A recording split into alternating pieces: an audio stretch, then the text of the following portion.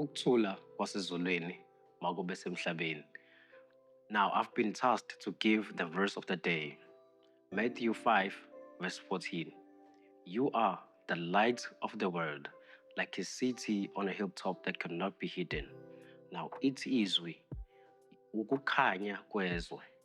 Now, so you need to understand that uNkulunkulu chose you to be the light of the world.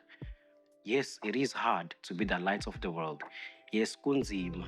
Kepha uma thina sizoba nesibindi sokuba simbambe lesi sibane ukuba sikhanye njalo ngoba zwana ukuba abantu babona lesi sibani thina esisikhanyisayo ebese bayakholwa yilo nkulunkulu thina esimdumisayo.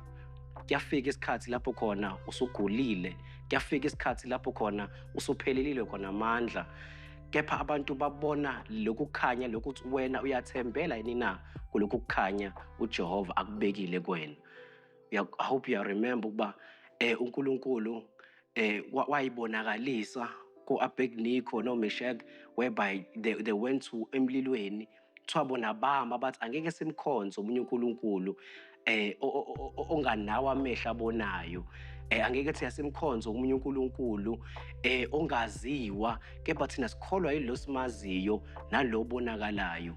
Now uthi uJeremiah, for I know the plans I have for you, not to harm you.